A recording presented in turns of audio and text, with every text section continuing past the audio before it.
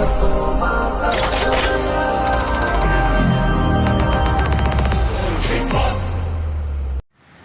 Guys, Bigg Boss 7 episode. അപ്പോൾ നാലാമത്തെ ലൈവിൻ്റെ അപ്ഡേഷനൊക്കെ കുറിച്ചാണ് ഞാൻ പറയുന്നത്. Bigg Boss Malayalam season 7 weekly task ആരംഭിച്ചിട്ടുണ്ടായിരുന്നു. പനപ്പെട്ടി നായണപ്പെട്ടി പരാജയപ്പെടുന്നവർക്ക് കർശനമായ ശിക്ഷകൾ ഉണ്ടാകുമെന്ന് ബിഗ് ബോസ് മുന്നറിയിപ്പ് നൽകിയിരുന്നു. ഓഗസ്റ്റ് 6 നടന്നതാണ്. അപ്പോൾ ബിഗ് ബോസ് മലയാളം സീസൺ 7 ഏറ്റവും പുതിയ പ്രൊമോയിൽ ആ സമയത്ത് അത് 6 ആകുമ്പോൾ 5 കൊടുത്തിട്ടുണ്ടാവും. ആഴ്ചതോറും കാണാം. ബിബി മത്സരാർത്ഥികൾ നാണയങ്ങൾ ലഭിക്കണം, അല്ലെങ്കിൽ ജയിലിൽ പ്രത്യാഘാതങ്ങളും നേരിടേണ്ടി വരുമെന്ന് ബിഗ് ബോസ് അവർക്ക് മുന്നറിയിപ്പ് നൽകി. ജിയോ ഹോട്ട്സ്റ്റാറിൽ ഇതിൽ ലഭ്യമാണ്. OTT പ്ലേ പ്രീമിയം വഴി സ്ട്രീം ചെയ്യാം, വോട്ട് ചെയ്യാം. ആദ്യ നോമിനേഷൻ റൗണ്ടിനും പനിപ്പുര ടാസ്കിന് ശേഷം ബിഗ് ബോസ് മലയാളം സീസൺ കണ്ടിരിക്കുന്ന BBMS വീക്കിലി ടാസ്ക് ആരംഭിച്ചതായി ഏഷ്യാനെറ്റ് പുറത്തിറങ്ങി വെളിപ്പെടുത്തി. ആദ്യ ടാസ്കിൽ സ്കോർ ചെയ്യാൻ മത്സരാർത്ഥികൾ നിരനിരയായി എത്തിയിരിക്കുന്നു.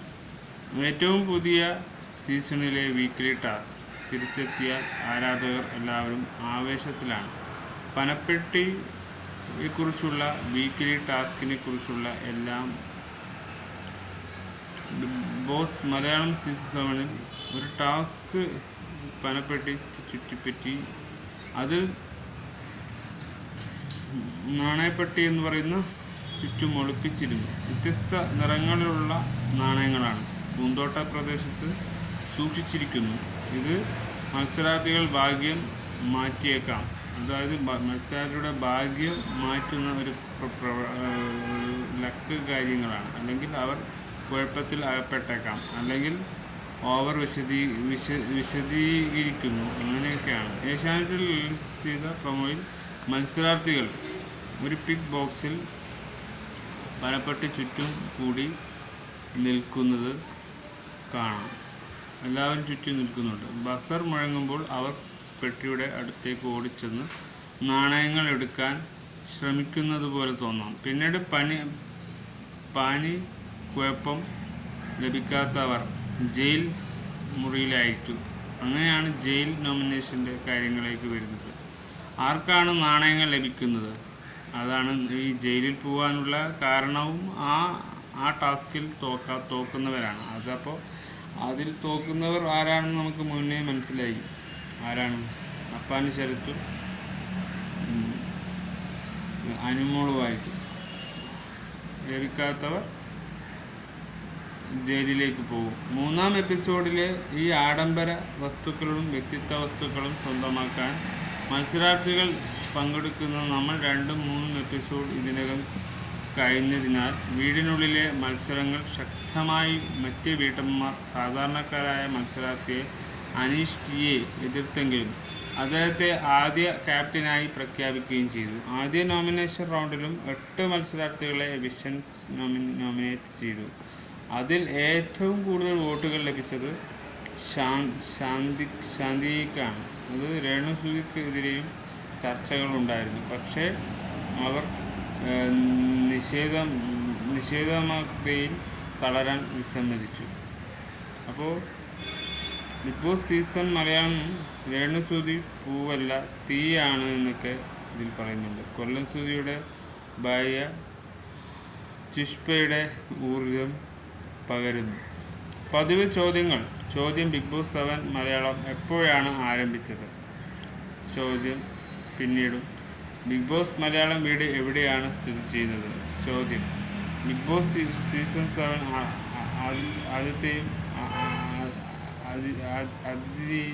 ആദിത്യം വഹിച്ചത് ആരാണ്? BB6 മലയാളത്തിൽ 2ാമത്തെ വിജയി ആരാണ്? ഇങ്ങനെയുള്ള പല ചോദ്യങ്ങൾ ഇതിൽ കൊടുത്തിട്ടുണ്ട്. അപ്പോൾ ഇതൊക്കെയായിരിക്കും ടാസ്ക്. ഇപ്രാവശ്യത്തെ ബ്രില്യൻ്റായ ടാസ്കും വളരെ നോമിനേഷനൊക്കെ ഉടനെ നടക്കാനുള്ള സാധ്യതയും നമ്മൾ കാണുന്നു. അപ്പോൾ ബിഗ് ബോസ് ഒരുങ്ങിയിട്ട് ഇറങ്ങിയിരിക്കുകയാണ്. അപ്പോൾ ഒരു ഇമോഷനും നമുക്ക് കാണാൻ പറ്റില്ല. ബിഗ് ബോസ് റിയാലിറ്റിയിൽ നമുക്ക് പറയാനുള്ളത് അതാണ്. നെവിൻ്റെ കാര്യം നമുക്ക് പറയാനുണ്ട്. നെവിൻ്റെ കളി നല്ലൊരു പ്ലെയറാണ് നെവിൻ. ഒരു ക്യാരക്ടർ നമ്മൾ വിചാരിച്ച ഒരാളല്ല നെവിനെന്ന് നമുക്ക് മനസ്സിലാക്കാം. അദ്ദേഹം ഒരു കൊറിയോഗ്രാഫർ ആണെങ്കിലും അദ്ദേഹത്തിൻ്റെ രീതികൾ പലതാണ്. നെവിൻ നമ്മൾ വിചാരിച്ച ഒരു നിസ്സാരക്കാരനല്ല എന്ന് നിങ്ങൾ മനസ്സിലാക്കുക. ക്യാമറ നല്ല സ്പേസ് കിട്ടുന്നു, അതുപോലുള്ള കാര്യങ്ങൾ. ഒരുപാട് സ്ട്രാറ്റജി മൂവ്മെൻ്റ് ഉള്ള നെവിൻ്റെ കളി. ഒരു കൊറിയോഗ്രാഫർ ആയതുകൊണ്ട് തന്നെ അദ്ദേഹത്തിന് മികച്ചമായ രീതിയിലുള്ള പെർഫോമൻസ് കാഴ്ചവെക്കുന്നു. പക്ഷേ എവിക്റ്റഡായി പോകുമോ, വോട്ട് കുറയുമോ എന്നൊരു ലവ് സ്ട്രാറ്റജി, ഇമോഷൻ സ്ട്രാറ്റജിയൊക്കെ പോകുമ്പോൾ, കുറ്റപ്പെടുത്തുമ്പോൾ ഓരോ പേരുകൾ കൊണ്ട് എവിക്റ്റഡ് ആവാൻ സാധ്യതയുണ്ട്. എന്താണെന്ന് അറിയില്ല. നെവിൻ്റെ കാര്യത്തിൽ നെവിൻ ഒരു വേറൊരു പേഴ്സണാലിറ്റി ഡിസോർഡർ പോലെ കാണിക്കുന്ന എന്നാലും ഒരു ഫാൻറ്റസി ഒക്കെ നെവിന് കിട്ടുന്നുണ്ട്. നല്ലൊരു കണ്ടസ്റ്റൻ്റ്, എൻഗേജ്ഡ് ആണ്. ബിഗ് ബോസിനെ എൻ്റർടൈൻമെൻ്റ് ആക്കാൻ പറ്റും. അതായത് 7ൻ്റെ പണിയാണ് കണ്ടസ്റ്റൻസിന് കിട്ടുന്നത്. ഇപ്രാവശ്യം നന്നായിട്ട് തന്നെ ഒരുപാട് കാര്യങ്ങൾ ശനിയും ഞായറും, അതായത് ഇന്നാണ് വരുന്നത് ലാലിട്ട്, ഇന്നും നാളെയും തമ്മിലുള്ള ഈ ക്യൂരിയോസിറ്റി. ഇന്ന് 7 മണിക്ക് ലാലിട്ടൻ വരും. അപ്പോൾ ആര് പുറത്ത് പോകും, ആരകത്ത് പോകുമെന്നറിയില്ല. ഇതൊക്കെ ഉൾക്കൊള്ളിച്ചുകൊണ്ട് നമുക്കൊരു വീഡിയോ ചെയ്യാം. എത്രാമത്തെ എപ്പിസോഡാണെന്ന് എനിക്കറിയില്ല. ഒരു 3-4 എപ്പിസോഡ് ഞാൻ ചെയ്തു. ഫുള്ളിടാൻ ഇപ്രാവശ്യത്തെ കണ്ടൻറ്റ് എനിക്ക് വാച്ചിങ് ചെയ്യാൻ ഇത്തിരി സമയം കിട്ടിയിട്ടില്ല. അതുകൊണ്ട് തന്നെ എല്ലാവരുടെ ഒരു കണ്ടൻറ്റ്, ഇപ്രാവശ്യത്തെ വീക്കിലി ടാസ്കിനെ കുറിച്ച് മൊത്തത്തിൽ എന്താണെന്ന് നമുക്കൊന്ന് അറിയാൻ പറ്റുമല്ലോ. അത് മൊത്തത്തിലൊന്ന് കാണണം. എന്നിട്ട് നമുക്ക് ഒരു വലിയൊരു അഭിപ്രായം, റിയാക്ഷൻസൊക്കെ നമുക്കിടാം. വരട്ടെ. അപ്പോൾ സമയം വളരെ കുറവുണ്ട്. എന്നാലും മംഗലം, കല്യാണം, ഫങ്ഷൻസൊക്കെ ആയതുകൊണ്ട് ഒരുപാട് പ്രശ്നങ്ങൾ ഉണ്ടായിപ്പോയി. അപ്പോൾ എൻഗേജഡ്. അപ്പോൾ ഇപ്പോൾ നിങ്ങളും എൻഗേജഡ് ആയിരിക്കുക. ഷോ കാണുന്നവരും വണ്ടർഫുള്ളായിട്ട് നിൽക്കാൻ ശ്രമിക്കുക. Bye four.